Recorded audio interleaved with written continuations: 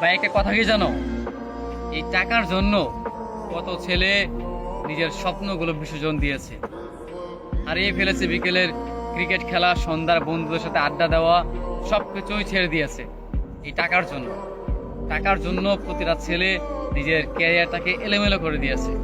পরিবারের কাছ থেকে নানা ধরনের কথা শুনেছে, প্রিয় মানুষকে হারিয়েছে, বন্ধু বান্ধবের থেকে আলাদা হয়ে গিয়েছে, হারিয়ে ফেলেছে তার বিকেলের আড্ডা, সন্ধ্যার আড্ডা, কিংবা বিকেলের ফুটবল ম্যাচ, ক্রিকেট খেলা, ঘুরে বেড়ানো, এই সব কিছু মানে পরিবর্তন করে ফেলেছে শুধুমাত্র নিজের ক্যারিয়ার ভালো রাখার জন্য, মানে প্রতিশ্রুতি করার জন্য বা টাকা ইনকাম করার জন্য। আসলে সময়ের সাথে সাথে সেই ছেলেটা পাল্টে গিয়েছে। যেই ছেলেটা একটা সময় ক্রিকেটে আসক্ত ছিল, যেই ছেলেটা একটা সময় কোনো একটা মেয়েকে ভালোবাসতো, যেই ছেলেটা একটা সময় সবসময় বন্ধুদের নিয়ে আড্ডায় থাকতো, ঘুরে বেড়াতো, আজকে টাকার জন্য সে তার পরিস্থিতি পাল্টিয়ে নিয়েছে।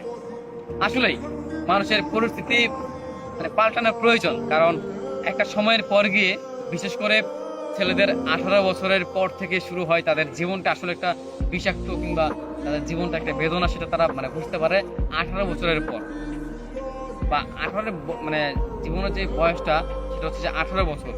তার আগে যে মুহূর্তগুলো, সেগুলো মানে খুব ভালো কাটবে, কিন্তু জীবনে যে 18 বছর যে পার হয়ে যাবে, কিংবা এই বছরটা যখন মানে পার হয়ে যাবে, ঠিক তখনই প্রতিটা ছেলে কিংবা প্রতিটা মেয়ে, তাদের কাছে মানে তাদের জীবন একদম বিষাক্ত মনে হয়।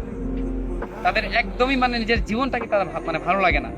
প্রত্যেকটা জায়গায় কষ্ট, মানে অপমান, নিজের ভালো থাকা হয়ে ওঠে না, মানে সব দিক দিয়ে মানে কেন যেন মানে প্রবলেম তৈরি হয় এই 18 বছরের পর।